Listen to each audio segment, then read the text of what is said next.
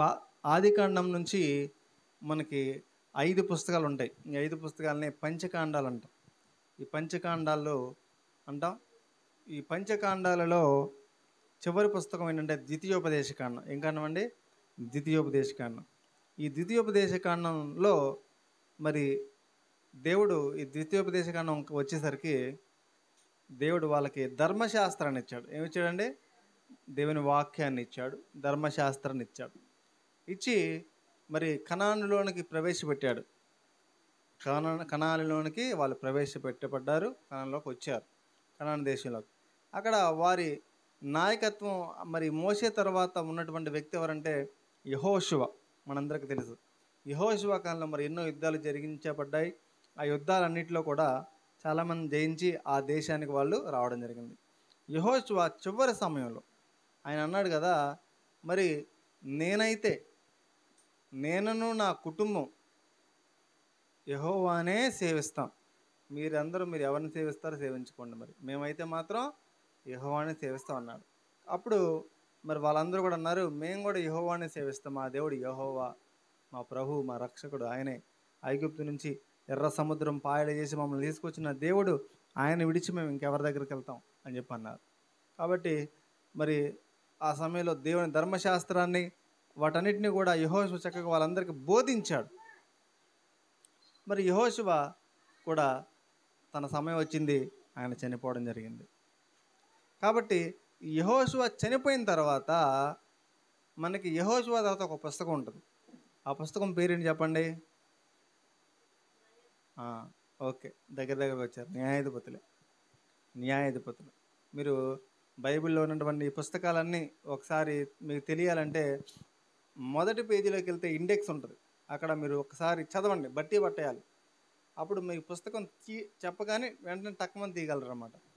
కాబట్టి న్యాయాధిపతుల గ్రంథం ఉంది. ఈ న్యాయాధిపతులు మరి అనేటువంటి గ్రంథం అసలు ఆ పేరు ఎందుకు వచ్చిందంటే, అక్కడ దేవుడు ఈ యెహోషువ చనిపోయిన తర్వాత అక్కడ వాళ్ళకి ఒక నాయకుడు లేడు.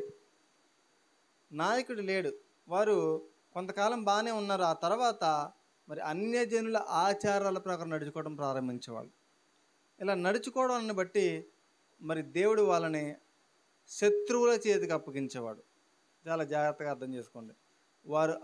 వారు దేవుణ్ణి విడిచిపెట్టి, దేవుని ధర్మశాస్త్రాన్ని విడిచిపెట్టి, వారు ఎప్పుడైతే పాపము చేస్తూ ఉన్నారో దేవుడు వాళ్ళని ఏం చేస్తారంటే శత్రువుల చేత నలగగొట్టేవాడు.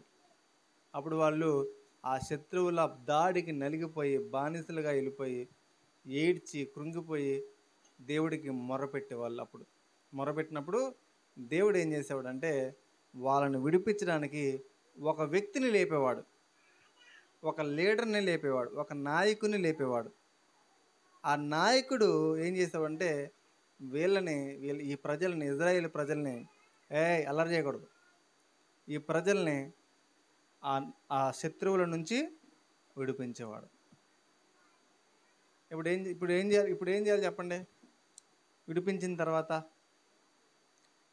మరి వీరు దేవునికి దూరమైనందుకే కదా ఈ శ్రమ వచ్చింది, దేవునికి దూరమైనందుకే కదా ఈ యొక్క భయంకరమైన పరిస్థితి వచ్చింది, శత్రువుల చేతికి వెళ్ళింది.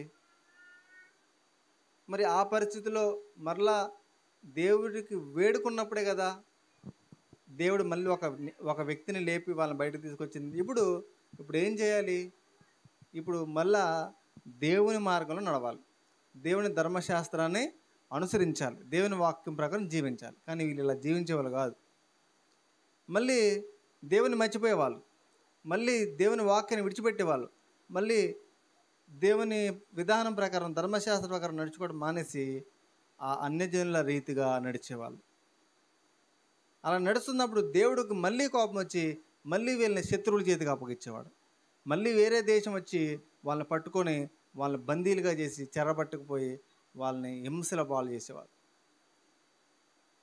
అప్పుడు మళ్ళీ ఈ హింసలో, ఈ బాధలో, కష్టాలు భరించలేక, అయ్యా యెహోవా, ప్రభువా, ఐగుప్తు నుంచి మమ్మల్ని తీసుకొచ్చిన ప్రభువా, మమ్మల్ని విడిపించయ్యా అని మొరపెట్టేవాళ్ళు. అలా మొరపెట్టినప్పుడు మళ్ళీ దేవుడు కనికరించి వాళ్ళల్లో ఒక నాయకుని లేపి అలా వాళ్ళని బయటకు తీసుకొచ్చేవాడు. ఇలా ఏం చేశాడు దేవుడు అంటే, ఈ విధంగా దేవుడు ఒక్కొక్క నాయకుడిని లేపుతూ వచ్చాడు. ఆ నాయకుడు పేరుని ఆ నాయకుల్ని పేర్లని మనకి హెబ్రీ గ్రంథంలో ఏమని రాయబడింది, షో పెట్రిమ్ అనేటువంటి పదం వాడబడింది హెబ్రీలో. గ్రీకులో అయితే క్రిట్టాయ్ అనే పదం వాడబడింది. అంటే ఆ పదం పేరు మీదుగా న్యాయాధిపతులు అనేటువంటి పేరు రావడం జరిగింది. ఇక్కడ ఉన్నారు, జాగ్రత్తగా వినండి. సో ఇలా న్యాయాధిపతులు ఎంతమంది ఉన్నారయ్యా అంటే, ఈ న్యాయాధిపతులు 13 మంది ఉన్నారండి. ఎంతమంది అండి? 13 మంది. ఏది న్యాయాధిపతుల గ్రంథంలో. ఆ తర్వాత సమూయేలు మొదటి గ్రంథం వచ్చేసరికి మరో 4 న్యాయాధిపతులు వస్తారు. సమూయేలు, ఏలి, యోవేలు, అబియా. సో ఈ నలుగురిని కూడా కలిపితే మొత్తం 17 మంది న్యాయాధిపతులు అవుతారు. దాదాపు 365 సంవత్సరాల చరిత్ర ఈ యొక్క న్యాయాధిపతుల గ్రంథంలో మనకు కనిపిస్తుంది. సో ఇది న్యాయాధిపతుల గురించినటువంటి క్లుప్తమైనటువంటి వివరణ అండి. కాబట్టి ఏం జరుగుతుంది మరి న్యాయాధిపతుల కాలం అంతటా మనం గమనిస్తే, న్యాయాధిపతుల కాలం అంతటా కూడా వీరు పాపము చేయడం, దేవుణ్ణి విడిచిపెట్టడం, దేవుడు వీళ్ళని పట్టుకొని కొట్టడం. వీళ్ళు నలిగిపోయి, విరిగిపోయి, చితుకుపోయి, పగిలిపోయి, నలిగిపోయిన పరిస్థితుల్లో మళ్ళా దేవుని వైపు మొరపెడితే దేవుడు కనికరించి మళ్ళీ వాళ్ళని విడిపించడానికి మళ్ళీ ఒక న్యాయాధిపతిని, ఒక సేవకుని పంపించడం, వాళ్ళ మీద యుద్ధం చేసి వాళ్ళని బయటకు తీసుకురావడం. బయటకు తీసుకువచ్చిన తర్వాత మళ్ళా వాళ్ళు తీసుకొచ్చిన తర్వాత కొన్ని రోజులు బాగానే ఉండేవాళ్ళు. మళ్ళీ ఏం చేసేవాళ్ళు అంటే, మళ్ళీ లోకంలోకి మళ్ళీ వాళ్ళ ఆచారాల ప్రకారం వాళ్ళ ప్రకారం జీవిస్తూ వెళ్ళిపోయేవాళ్ళు. సో ఇది అక్కడ జరుగుతున్నటువంటి పరిస్థితి అండి. ఇది ఆ 365 సంవత్సరాల కాలం, దాదాపు 400 సంవత్సరాల కాలంలో జరిగినటువంటి పరిస్థితి ఆ విధంగా ఉంది. కాబట్టి ఈ న్యాయాధిపతుల గ్రంథంలో నుంచి ఒక 2 వృత్తాంతాలులో నేను తీసుకొని ఆ 2 విషయాలు వృత్తాంతాల్లో జరిగిన సంఘటనల్ని మనం ఆధారం చేసుకుని ఈ రోజున మనము నేర్చుకోవాల్సినవి, సరిచేసుకోవాల్సినవి ఏమిటో కొన్ని విషయాలు మనం చూసుకొని మనం ముందుకు వెళ్ళడానికి ప్రయత్నం చేద్దాం.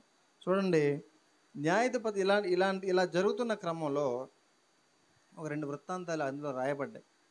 ఆ వృత్తాంతాల్లో నుంచి ఈరోజు మనం చెప్పబోయేటువంటి సందేశానికి ఒక పేరు నేను చెప్పడం జరుగుతుంది. ఆ పేరు ఏంటంటే, యెహోవా అను నామము వారికి తెలుసు, కానీ యెహోవా వారికి తెలియదు.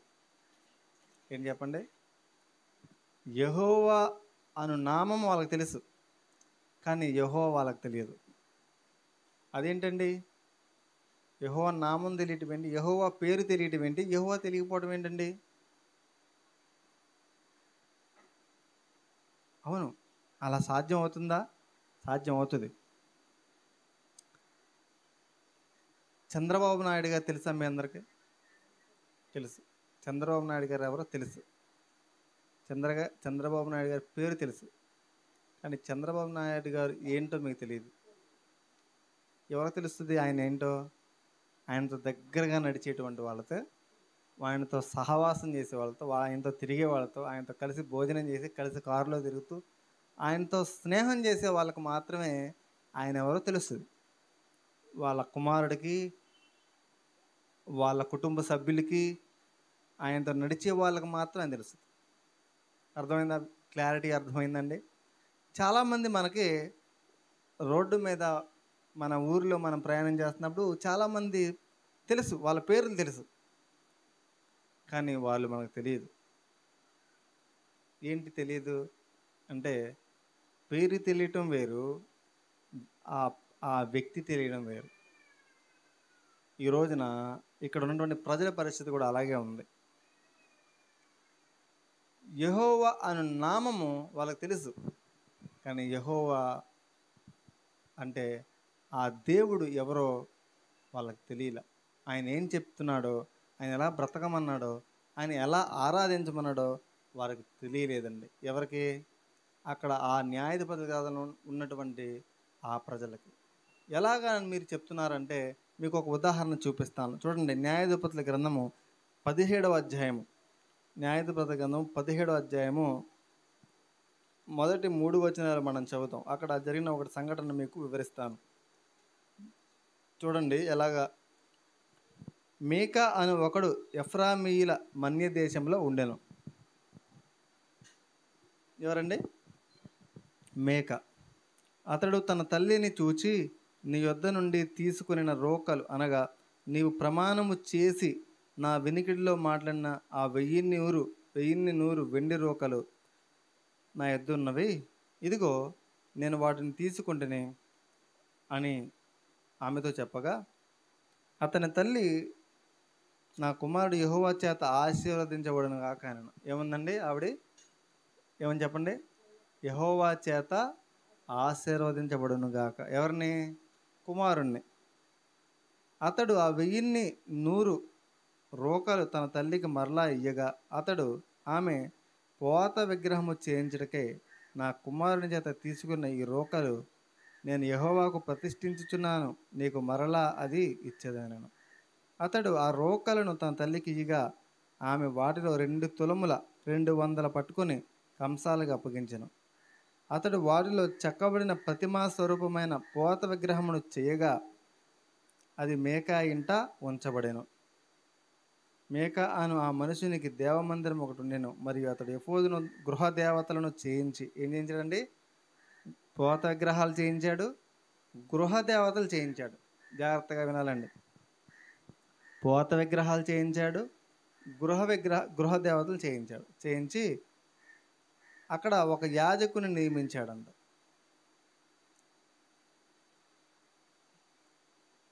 ఇక్కడ వీళ్ళందరూ ఒక తల్లి కుమారుడు జరుగుతున్న సంఘటన.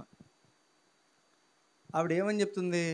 యెహోవా నిన్ను ఆశీర్వదించును గాక అని చెప్తుంది అతని తల్లి. ఆయన కూడా యెహోవా నామం పేరిటనే ఏం చేస్తున్నాడంటే మరి కార్యక్రమాలన్నీ చేస్తున్నాడు.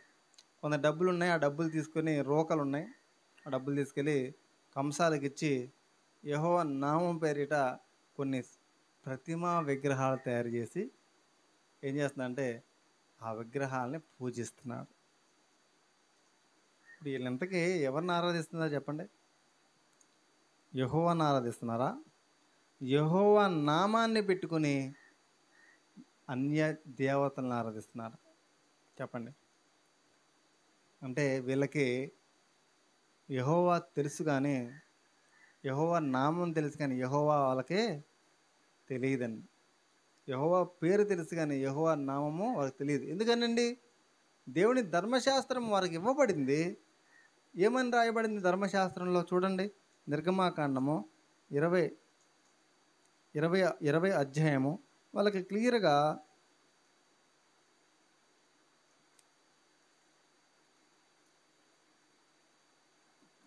చెప్పడం జరిగింది. 3వ వచనం, 20 అధ్యాయము 2వ వచనం. నేను తప్ప వేరొక దేవుడు నీకు ఉండకూడదు, పైన ఆకాశం అందే కానీ, ఇక్కడే ఉన్నారు అందరూ, పైన ఆకాశం అందే కానీ,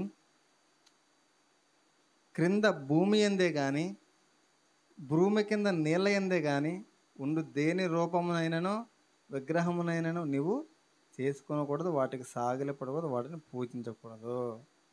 ఇది ఏమని రాయబడింది? ఇక్కడ ఏమని రాయబడింది ధర్మశాస్త్రంలో? ఏ స్వరూపాన్నైనా కూడా నువ్వు చేసుకోవద్దు అన్నాడు. మరి వీళ్ళు ఏం చేస్తున్నారు అంటే విగ్రహాన్ని చేసుకొని ఆ విగ్రహానికి యెహోవా అని పేరు పెట్టి ఆ విగ్రహాన్ని ఆరాధిస్తున్నారు. అంటే వీళ్ళకి ఏం తెలియదు చెప్పండి? దేవుడు వాక్యం తెలుసా? వాక్యం తెలియదు. వాళ్ళకి ఏం తెలుసు అంటే యెహోవా పేరు మాత్రం తెలుసు. ఈ రోజున చాలామంది అలాగే ఉన్నారండి. నేను చేసేది ప్రార్థన అన్నట్టుగానే ఉంటుంది, కానీ అందులో అంతా కూడా లోక సంబంధమైనదే ఉంటుంది. ఎందుకంటే వాళ్ళకు వాక్యం తెలియదు. దేవుడు ఏమి చెప్పాడో, ఆయన ఎలా ఆరాధించమన్నాడో, ఎలాగ ఆయన అనుసరించమన్నాడో అది వాళ్ళకి తెలియదు. మేము కొన్ని రోజులు ఒక 2-3 రోజుల క్రితం ఒక వివాహ సంబంధమైనటువంటి ఒక ఎంగేజ్మెంట్కి వెళ్ళాం. అక్కడ వాళ్ళు మాకు ఖచ్చితంగా మేము క్రిస్టియన్స్ అని చెప్పి చెప్పారు. వాళ్ళు హిందువులు, వీళ్ళు క్రిస్టియన్స్. అన్యుల పెళ్ళి అయితే మేము చేసుకోమండి, క్రిస్టియన్ పెళ్ళి అయితే మేము చేసుకుంటాం అన్నారు. ఓకే, మంచిగానే ఉన్నారు అనుకున్నాం. అక్కడికి వెళ్ళిన తర్వాత వాళ్ళ పరిస్థితి ఎట్లా ఉందంటే, ఒక పెద్ద ముగ్గు వేశారండి. ఆ ముగ్గు తర్వాత మళ్ళీ పసుపు వేశారు, మళ్ళీ పెద్ద పెద్ద బొట్లు పెట్టారు. అక్కడ కూర్చొని పసుపు రాసి ఒక పెద్ద వ్యవహారం చేస్తే, అక్కడ పాస్టర్ గారు వచ్చి అప్పుడు ప్రార్థన చేస్తున్నాడు. దాని మీద కుండ పెట్టారు. అంటే వాళ్ళకి దేవుడు తెలుసా? దేవుడి పేరు తెలుసు అంతే. వాస్తవంగా ఎవరు చేస్తారు అలా ముగ్గులేసి? అంటే చేతబళ్ళు చేసేవాళ్ళు వాళ్ళ దేవతల్ని క్షుద్ర పూజలు చేసేటప్పుడు ఆ ముగ్గులేసి వాళ్ళని ఆహ్వానిస్తారు. అది దాని ముగ్గు వెనకాల ఉన్నటువంటి దాని బ్యాక్గ్రౌండ్. మరి మనోళ్ళు ఏం చేస్తున్నారు అంటే, అది కూడా ఒక ఇటు దేవుణ్ణి కలుగుతున్నారు, ఒకటి దెయ్యాన్ని కలుగుతున్నారు. ఈ రెండింటిని కలిపి ఏం చేస్తున్నారంటే, ఇటు ప్రార్థన చేస్తున్నారు, ఇటు ఈ ఆచారాలు చేస్తున్నారు. అంటే ఇక్కడ జరుగుతున్న విషయం ఏంటంటే, వారికి దేవుడు తెలియదని అర్థం అండి.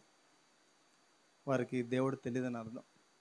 కాబట్టి మన జీవితంలో మనం తెలుసుకోవాలి, ఏది దేవుని వాక్యానుసారంగా ఉంది, ఏది వాక్యానుసారంగా లేదు అనే విషయం మనకేం కావాలంటే మనకు అర్థం కావాలి. ఈ రోజున దేవుని వాక్యాన్ని బోధించే వాళ్ళు అనేక మంది వాక్యములో ఉన్నది అని చెప్పట్లేదు, కానీ వారు వాక్యానికి బయట వారికి సొంత ఆలోచన ప్రకారం వారు భక్తి చేస్తున్నారు. అటువంటి వారిని అపవాది మోసం చేస్తున్నాడు. సరే, ఏం చేశాడు ఈయన అంటే, ఈయన ఒక యాజకుని పెట్టుకున్నాడు. ఒక వ్యక్తిని పెట్టుకొని, నేను ఇలా దేవుని పెట్టుకున్నాను, నువ్వు నా దగ్గర ఉండాలి, నీకు సంవత్సరానికి ఒక జత బట్టలు ఇస్తాను, ఇంత డబ్బులు ఇస్తాను, నాకు నువ్వు ఇలా ఉండాలని చెప్పాడు. సరే, యాజకుడు ఓకే అని చెప్పి అన్నాడు. యాజకుడు అతని దగ్గర యాజకత్వం చేస్తున్నాడు. ఇలా చేస్తున్నప్పుడు దానియులని కొంతమంది ప్రజలు ఉన్నారు. వాళ్ళకి ఉండడానికి స్థలం లేదు. వాళ్ళు వెతుక్కుంటూ వచ్చి ఈ వ్యక్తి దగ్గరికి వచ్చారు, ఈ యాజకుడి దగ్గరికి వచ్చారు. యాజకుడి దగ్గరకు వచ్చి అడిగారు, ఏంటయ్యా ఎక్కడ ఎలా ఉంది అంటే, మాకు ఉండడానికి స్థలం లేదు, ఎత్తుక్కుంటూ వెళ్తున్నాం, ఇంతలో నువ్వు కలిసావంటే, వెళ్ళండి అటు అంతా బాగానే ఉంటుంది అని చెప్పారు. వీళ్ళు చూశారు, ఈ 5 మనుషులు చూశారు ఇక్కడ జరుగుతున్న సంఘటన. వీళ్ళు దేవుడిని ఆరాధించడం, ఈ యెహోవా ధరించుకొని ఉండడం చూశారు. చూసిన తర్వాత బాగానే ఉందనుకున్నారు, వేగి చూసుకున్నారు, ఇంటికి వెళ్ళిపోయి వాళ్ళ ప్రజలకు చెప్పారు, ఆ ప్రాంతం బాగుంది, అక్కడ మనం నివసించడానికి చాలా బాగుంటుంది, మనం అక్కడికి వెళ్ళిపోదాం అని అనుకున్నారు. యుద్ధం చేద్దాం, వాళ్ళందరినీ హతమార్చి మనం జయిద్దాం అనుకున్నారు. సరే అని కత్తులు ఒకటారులు అన్నీ పట్టుకొని, యుద్ధ సామాగ్రి పట్టుకొని వీళ్ళు బయలుదేరి ఈ మేకా ఇంటికి వచ్చారండి. ఇంటికి వచ్చినప్పుడు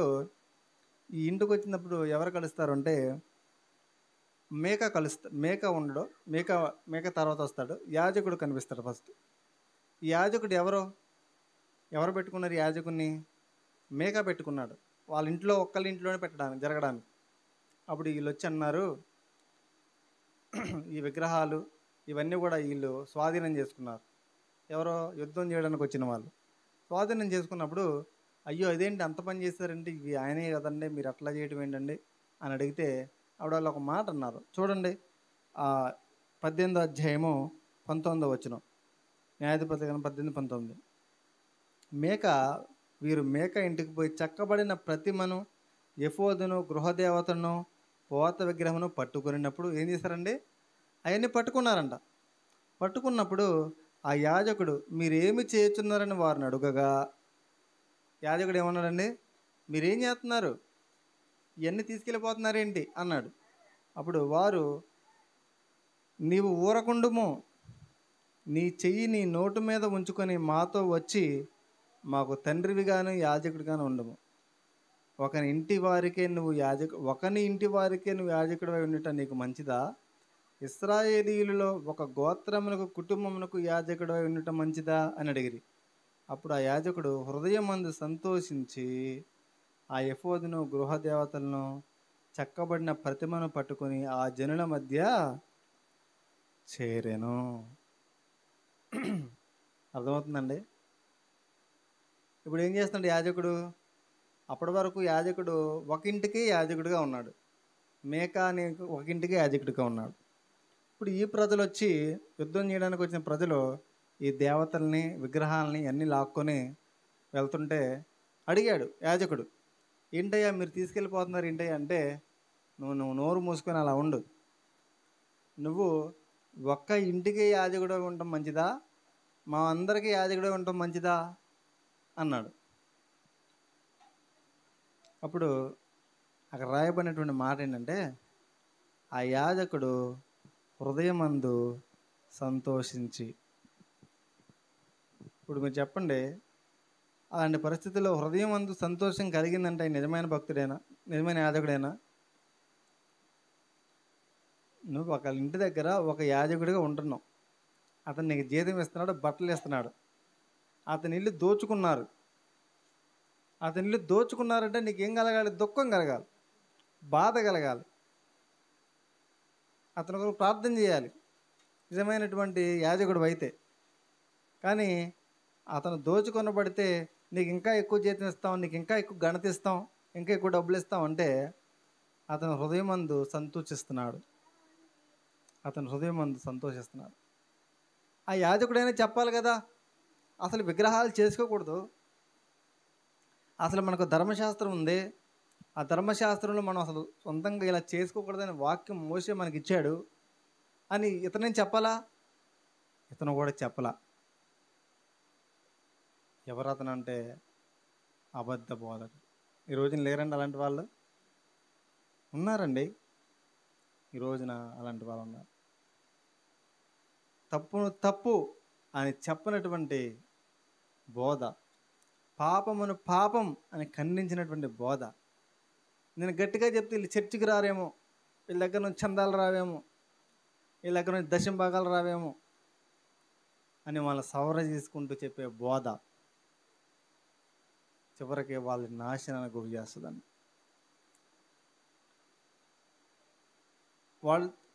యజమాని తిండి పెట్టాడు ఆయనకి, ఆ యజమాని తిండి పెట్టాడు, పోషించాడు. దిక్కులేని వాడుగా ఉన్నటువంటి వ్యక్తిగా ఉంటే అతని ఇంట్లో చేర్చుకుంటే అతని ఇల్లు దోచబడితే సంతోషిస్తున్నాడు హృదయమందు. ఇదా లక్షణం? రోజున మనం గమనించాలి. ఆత్మ సంబంధమైనటువంటి బోధ ఇది. ఆత్మ సంబంధమైన మనుషులు ఎవరు, శరీర సంబంధమైనటువంటి బోధ ఏది, శరీర సంబంధమైన మనుషులు ఎవరైనా గుర్తించాలి.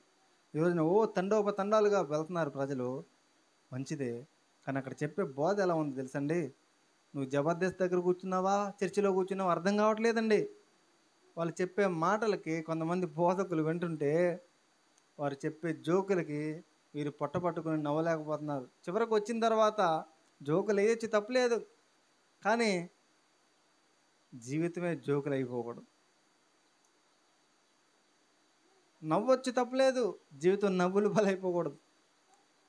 చివరికి ఏం నేర్చుకున్నామంటే, ఏమో పాస్టర్ గారు బాగా చెప్పారు, ఏం చెప్పారు ఏమో, నీ పాపం మీద, నీ పాపం విషయంలో పశ్చాత్తాపం కలిగిందా?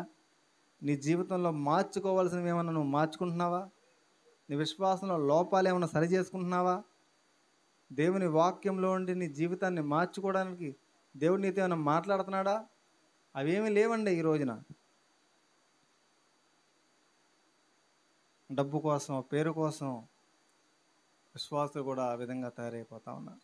మనం గుర్తించాలి, వీళ్ళంతా ఎవరు అంటే వీళ్ళందరికి దేవుడు తెలుసు, దేవుని నామము తెలుసు, కానీ దేవుడు తెలియదు.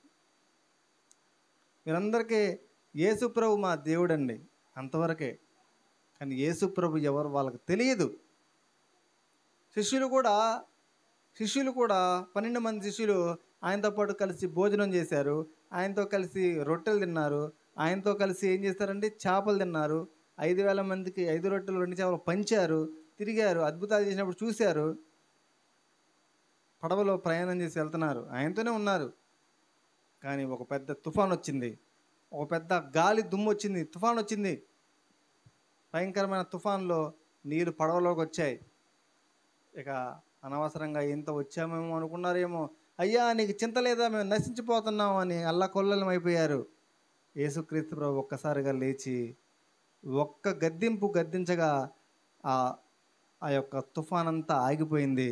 అప్పుడు వాళ్ళు అనుకున్నారు, ఒక మాట ఉంది అక్కడ ఏంటంటే, ఈయన ఎవరో అన్నారు. ఏమన్నారండి? ఈయన ఎవరో అంటే ఈయన ఎవరో తెలియకుండానే వీళ్ళు ఏం చేస్తున్నారు? ఈ వెంబడిస్తున్నారు.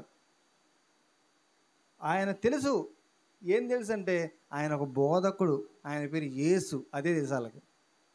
కానీ ఆయన ఈ భూమి ఆకాశాన్ని సృష్టించిన సర్వశక్తి కలిగిన దేవుడు అని, పరిశుద్ధుడు అని, పాపముల నుంచి విడిపించడానికి వచ్చిన లోక రక్షకుడని, ఆయన సమస్తము చేయగలిగిన దేవుడు మా పక్షంగా మాతో ఉన్నాడనే విషయం వాళ్ళకి తెలియదు. ఈ రోజున చాలామంది కూడా అట్లాగే ఉన్నారండి. ఈ రోజున చాలామంది అలాగే ఉన్నారు. వెళ్తున్నారు, వస్తున్నారు, మళ్ళీ ఆచారాలు, అమావాస్య వాళ్ళు వెళ్తున్నారు. ప్రార్థన పలానా రోజు వస్తామని అంటే, లేదంటే అమావాస్య అని అంటున్నారు. అసలు హిందువులకి వీళ్ళకి అమావాస్యకు బాధ లేదు. వాళ్ళు చర్చికి వెళ్ళే వాళ్ళు అమావాస్య అంటున్నారు. అమావాస్య రోజున అన్నం తినవా? అమావాస్య రోజున యాక్సిడెంట్ అయితే కాలు ఎగితే హాస్పిటల్కి వెళ్ళవా? వెళ్తావు కదా. ఈరోజు బాగోలేదని, ముహూర్తం బాగోలేదని చెప్పి అన్నం తింటప్పుడు అని ఆపేసావా? మరి దానికి ఎందుకు వచ్చింది అడ్డు? ఈ రోజున క్రైస్తవులు 2 పడవల మీద కాలేసే భక్తి చేస్తున్నారండి. ప్రమాదం. ఉంటే నువ్వు చల్లగా ఉండు, లేదా నువ్వు వెచ్చగా ఉండు. నువ్వు ఎవరయ్యా? నువ్వు క్రైస్తవులు ఉండి, మేము క్రైస్తవులు ఉండి అంటారు. కానీ క్రీస్తు వాళ్ళకి తెలియదు. ఆ తర్వాత మీరు చూస్తే ఆ ప్రజలు వచ్చారు. వచ్చిన తర్వాత ఐఫోత్ తీసుకున్నారు. ఆ ప్రజల మీదకి వెళ్ళారు, యుద్ధం చేశారు. వాళ్ళందరూ నశింపజేసి ఇతన్ని తీసుకొని వెళ్ళిపోయారు. ఇది మొదటి వృత్తాంతం. రెండవ వృత్తాంతంలో 19వ అధ్యాయంలో ఒక వృత్తాంతం జరుగుతుంది. ఆ 19వ అధ్యాయం జరిగిన వృత్తాంతం ఏంటంటే, ఒక వ్యక్తి ఉన్నాడు. ఆ వ్యక్తి ఒక ఉపపత్నిని వివాహం చేసుకున్నాడు. ఆమె వాళ్ళిద్దరికి ఏదో గొడవ అయ్యి ఇంటికి వెళ్ళిపోయిన తర్వాత ఆమెను తీసుకురావడానికి ఈ వ్యక్తి యవనస్తుడు గాడిద వేసుకొని గాడిద మీద ఎక్కి వాళ్ళ మామగారింటికి వెళ్ళడం జరిగిన తర్వాత వాళ్ళ మామగారు చూసి ఎంతో సంతోషించి ఆయన దగ్గరే ఉంచుకుంటాడు 3 రోజులు. అయ్యా ఎల్దుగాని ఉండని చెప్పి ఉంటాడు. సరే 3 రోజులు ఉన్నాడు. 4వ రోజు మరి తెల్లవారుజామున లేచి నేను బయలుదేరుతానయ్యా మామగారు అంటే, అయ్యి లేదు ఉండు, తెల్లారిన తర్వాత సాయంత్రం వెళ్దు కానీ ఉండని చెప్పి మళ్ళీ మంచి వంట గింట చేస్తాడు. సరే అయిపోయింది. సాయంత్రం బయలుదేరుతానంటే, లేదు చీకటి పడిపోయింది, ఇంత చీకట్లో ఎట్లా వెళ్తావు అని చెప్పి మళ్ళా రాత్రి ఉంచుతాడు. మళ్ళీ 5వ రోజు మళ్ళీ తెల్లారుజామున బయలుదేరితే, లేదు చీకట్లో ఎందుకు, పొద్దున్నే కొంచెం భోజనం వెళ్దు కానీ అంటాడు. మళ్ళీ 5వ రోజు మళ్ళీ ఆగుతాడు. సాయంత్రం పూట మళ్ళీ నేను బయలుదేరుతుంటే, ఇంత పొద్దుపోయింది, వద్దు ఆగు అంటే, ఆ అల్లుడికి కోపం వచ్చి, ఇక నేను ఉండనయ్యా, నేను వెళ్తానని చెప్పి ఇక పొద్దుపోయిన తర్వాత బయలుదేరతాడు. ఇలా బయలుదేరి వెళ్తున్నప్పుడు కొంత దూరం వెళ్ళిన తర్వాత బెన్యామీనీల ఇక్కడ ఎక్కడో చీకటి పడిపోయింది. మరి ఎప్పుడు బయలుదేరారు చెప్పండి? వీళ్ళు తెల్లారుజామున బయలుదేరితే వెళ్ళిపోయేవాళ్ళు. కానీ చూడండి, ఆ మాట చదవండి. 19వ అధ్యాయము 5వ వచనం. 4వ నాడు వారు వేకువనే వెళ్ళుటకు నిద్ర మేల్కొనగా అతడు లేవసాగాను. అయితే ఆ చిన్నదాని తండ్రి, నీవు కొంచెం ఆహారం పుచ్చుకొని తెప్పరెళ్ళిన తర్వాత నీ త్రోవను వెళ్ళవచ్చునని తన అల్లునితో అనగా, వారిద్దరూ కూర్చుండి అన్నపాలను పుచ్చుకున్నది. తరువాత ఆ చిన్నదాని తండ్రి, దయచేసి ఈ రాత్రి అంతా సంతోషపడము, నీ హృదయం సంతోషపరచుకొనము అని ఆ మనుషునితో చెప్పి అతడు వెళ్ళుటకు లేచినప్పుడు అతని మామ బలవంతము చేయగా అతడు రాత్రి అక్కడ నుండెను. 5వ దిన అతడు వెళ్ళవలని ఉదయం లేచినప్పుడు ఆ చిన్నదాని తండ్రి, నీ ప్రాణము బలపరచుకోమని చెప్పినందున వారు పొద్దువాల వరకు తడవ చేసి ఇద్దరు కూడా భోజనం చేసి ఆ మనుషుడు తాను ఉపపత్తిన తన దాసుడు లేచి వెళ్ళినప్పుడు ఆ చిన్నదాని తండ్రిగా, మామ, ఇదిగో ప్రొద్దుగూటకు సమీపమయ్యాను, నువ్వు దయచేసి రాత్రి అక్కడ ఉండము, ఇదిగో ప్రొద్దుగుంకుచున్నది, సంతోషించి అక్కడ రాత్రి ఉండము అన్నాడు. అప్పుడు ఆయన ఇక ప్రతిరోజు ఏం చేస్తున్నాడు మామగారు? వెళ్ళిన దగ్గర నుంచి ఇది 5వ రోజు వరకు పొద్దున్నే బయలుదేరితే సాయంత్రం దాకుండా అంటున్నాడు. సాయంత్రం బయలుదేరితే సాయంత్రం అయిపోయింది, పొద్దున్నే వెళ్దు కానీ అంటున్నాడు. మళ్ళీ పొద్దున్నే ఇదేంటన్నమాట? ఆతిథ్యం. ఇది అతి, ఏం చెప్పండి, ఇది అతి ఆతిథ్యం అనమాట. ఈ అతి ఆతిథ్యం వల్ల ఎంత ప్రమాదం అంటే చాలా ప్రమాదం. ఎంత ప్రమాదం జరిగిందో మీకు చెప్తాను. వీళ్ళు బయలుదేరిన తర్వాత ఇక 5వ రోజు ఈ అల్లుడు గారు ఉండలేక వెళ్ళిపోతానని బయలుదేరి వెళ్ళిపోయాడు. వెళ్ళిపోతే కొంత దూరం వెళ్ళిన తర్వాత చీకటి పడింది. చీకటి పడితే ఒక చెట్టు కింద కూర్చున్నారు. అందులో ఒక పెద్ద ఆయన, ముసలాయన వచ్చి, అయ్యా మీరు ఎక్కడ వారు, ఎక్కడి నుంచి వచ్చారు, ఎక్కడికి వెళ్తున్నారంటే, నేను పలానా ఊరు నుంచి పలానా ఊరు వెళ్తున్నానంటే, సరే రండి మా ఇంటికాడ ఉంది కానీ నైట్ తీసుకెళ్ళాడు. తీసుకెళ్ళిన తర్వాత ఆ ఊరిలో ఉన్న వాళ్ళందరూ ఎవరంటే బెన్యామీనీలు. బెన్యామీనీలు అంటే ఎవరు? వీళ్ళు ఇజ్రాయేలీలే. వీళ్ళు 19:22 వచనం చదవండి. వారు సంతోషించుచుండగా ఆ ఊరి వారిలో కొందరు పోకిరీలు ఆ ఇల్లు చుట్టుకొని తలుపు కొట్టి, నీ ఇంటికి వచ్చిన మనిషిని మేము ఎరుగునట్లు అతనిని బయటికి తెమ్మని యజమానుడైన ముసలివానితో అనగా, ఆ యజమానుడైన ఆ మనుషుడు వారి యొద్దకు బయలు వెళ్ళి, నా సహోదరులారా, అది కూడదు, అట్టి దుష్కారము చేయకూడదని ఆ మనుషుడు నా ఇంటికి వచ్చాను గనక మీరు ఈ వెర్రి పని చేయకుడి. ఇదిగో కన్యకలైన నా కుమార్తెను ఆ మనుషుని ఉపపత్ని ఉన్నారు, నేను వారిని బయటకు తీసుకుని వచ్చేదను. ఇక్కడ మాట్లాడుతున్నాడు ఆయన. ఆ ప్రజలు ఏం చేస్తారంటే, ఆ ఇంట్లో, ఆ ముసలివాడు ఇంట్లో భోజనం చేస్తున్నటువంటి మధ్యలో ఆగి ఉన్నటువంటి వాళ్ళని ఆ ఊరిలో ఉన్న పోకిరీలు ఏం చేస్తున్నారంటే ఈ మనుషుని తీసుకెళ్తున్నారు, మనుషుని తీసుకురమ్మన్నారు. అంటే వాళ్ళు ఎంతగా దిగజారిపోయారంటే అక్కడ ఉన్నటువంటి అన్యజనుల అలవాట్ల ప్రకారం వీళ్ళు మారిపోయారు. అంటే పురుషులతో పురుషులు, స్త్రీలతో స్త్రీలు పాపం చేసేటువంటి పాపంలోనికి దిగజారిపోయారు. అప్పుడు ఆయన అన్నాడు, ఈయన పంపించిన కానీ ఇదిగో మా కుమార్తెని తీసుకెళ్ళను అన్నారు ఆ ముసలాయన. చివరికి వాళ్ళు ఏం చేశారంటే వాళ్ళ భార్య ఉపపత్నిని తీసుకొని రాత్రంతా కూడా ఆమెను చిరాకు చేసి చంపివేశారు. పొద్దున్నే వచ్చి లేచి చూస్తే పడిపోయి ఉంది. ఎవరో? ఉపపత్ని. ఆమెను ఇంటికి ఎత్తుకొని వెళ్ళి ఆమెని 12 ముక్కలుగా కోసి, ఇలాంటి పని చేశారు ఈ ఇజ్రాయేల్ బెన్యామీనులని ఆ దేశం అంతా పంపిస్తే, వెళ్ళి వీరందరూ కూడా కూడుకొని ఆ ఊరు మొత్తాన్ని కూడా యుద్ధానికి వెళ్ళి కొన్ని లక్షల మంది అక్కడ చచ్చిపోవడం జరిగింది. ఇక్కడ మీరు గమనించాలి, 2 తప్పిదాలు ఇక్కడ కనిపిస్తాయి. 2 విషయాలు మనం గమనించాలి. ఒకటి, అసలు ఇదంతా జరగడానికి మొదటిది, నన్ను అడిగితే అలా మావయ్య అంటా నేను. ఎవరు చెప్పండి? ప్రతి ఒక్కరి తప్పిదం ఉంది ఇక్కడ. కానీ వాళ్ళు తెల్లవారుజామున లేచి బయలుదేరినప్పుడు నువ్వు అంత ప్రేమ ఉంటే నువ్వేం చేయాలి? 3 రోజులు ఉన్నారు, మళ్ళీ సాయంత్రం దాకుండు, మళ్ళీ పొద్దున్నే ఉండు అని చెప్పి, మళ్ళీ సాయంత్రం వెళ్ళు అని చెప్పి వాళ్ళని బలవంతం చేశాడు. చికాకు వచ్చేసింది వాళ్ళకి, తట్టుకోలేకపోయారు. రాత్రి బయలుదేరి వాళ్ళకి చిక్కిపోయి ఆ ప్రాణాన్ని పోగొట్టుకునే పరిస్థితి వచ్చింది. ఈరోజు చాలామంది, కొంతమంది ఆతిథ్యం పేరుతో వాళ్ళని అసహనానికి గురించి చంపేస్తున్నారు. మా ఫ్రెండ్ ఒక ఆయన ఉన్నాడు, వెళ్తే ఆయన ఆతిథ్యం చేస్తే నాకు చికాకు వచ్చేసింది, కోపం వచ్చేస్తుంది. కోపలేక, ఆ ఆతిథ్యం చేయలేక ఇంతన్నం పెట్టమంటే ఇంతన్నం పెడతాడు. తినేది ఎంత తింటావు, నీకు మళ్ళీ వేయించుకోవాలంటే ఎంత వేయించుకో, వద్దంటే ఆగిపోవాలి. వద్దంటే ఏం చేయాలి? ఆగిపోవాలి. ఎంత తింటావు అంతే పెట్టాలి. ఎవరైనా మీరు అడిగారు అనుకోండి, నువ్వు ఉండమన్నావు ఇంట్లో 2 రోజులు ఉండమన్నావు, 3 సార్లు అడగాలి, 2 సార్లు అడగాలి. లేదు నాకు వెళ్ళిపోతాను, నాకు సరే అని చెప్పాలి. అంతేగాని లేదని బలవంతం చేసావనుకో ఏమవుద్దంటే ఆ బలవంతపు ఆతిథ్యం వాళ్ళకి ప్రమాదాన్ని తీసుకురావచ్చు. అది తినే విషయమైనా, ఆతిథ్యం చేసే విషయమైనా, ఏదైనా కావచ్చు. ఇది చాలామంది క్రైస్తవుల్లో ఉన్నటువంటి ఒక పెద్ద లోపం అండి. దీన్ని మనం సరి చేసుకోవాలి. రెండవది, బెన్యామీను ఇజ్రాయేలీల పాపం గురించి మాట్లాడాలి. ఆ పోకిరీలు ఎవరండి? పోకిరీలు ఎవరు? వీళ్ళందరూ ఇజ్రాయేలీలే. వీళ్ళకి తెలియదా ఆ విధంగా ఉండకూడదని? తెలుసు. కానీ ఎలా అయిపోయారు అంటే, వీళ్ళకి తెలీదా యెహోవా నామం? వీళ్ళకి తెలీదా? తెలుసు. యెహోవా నామం వీళ్ళకి తెలుసు కానీ యెహోవా తెలియదు. వీరికి భక్తి లేదు, వీరికి భయం లేదు. దేవుడంటే ఏంటో, దేవుని విధానం అంటే ఏంటో, వారు ఎలాంటి వారో, వారు ఎలాంటి ప్రజలో, వారి పిలుపేంటో, వారి ప్రత్యేకత ఏంటో వారికి తెలియలేదు. అందుకే నేను నీచమైనటువంటి ప్రవర్తనలోకి దిగజారిపోయారు. ఈ రోజున చాలామంది వారిని దేవుడు ఎందుకు పిలుచుకున్నాడో, వారు ఏమై ఉన్నారో, వారిపైన ఉన్న పిలుపేంటో వారు గుర్తించడం లేదు. ఇజ్రాయేల్ని ఏర్పాటు చేసుకున్నాడు ఆయన.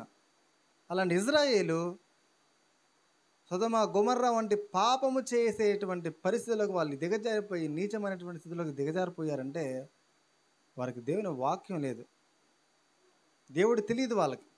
ఈ రోజున వాక్యాన్ని ధ్యానించకుండా వాక్యానికి దూరంగా నువ్వు భక్తి చేస్తున్నావు అంటే నువ్వు దెబ్బతింటావు, జాగ్రత్త. నువ్వు మూఢభక్తిలోకి వెళ్తున్నావు అని గుర్తుపెట్టుకో, జాగ్రత్త. ఒక భక్తుడు అంటాడు, వాక్యం లేని ప్రార్థన నిన్ను మూఢభక్తిలోకి తీసుకెళ్తుంది, ప్రార్థన లేని వాక్యము నేను తలబిరుసుగా చేస్తుంది.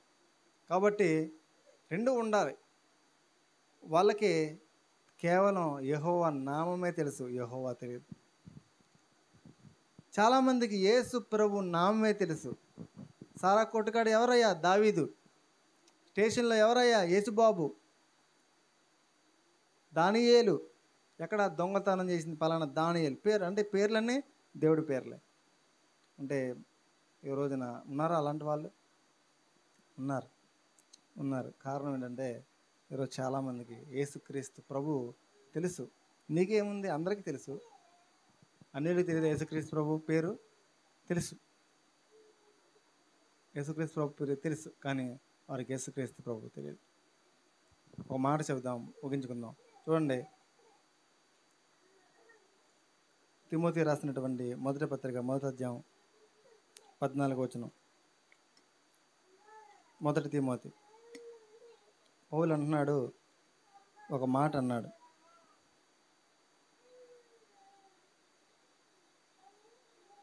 నేను నమ్మిన వారిని నేను ఎరుగుదును.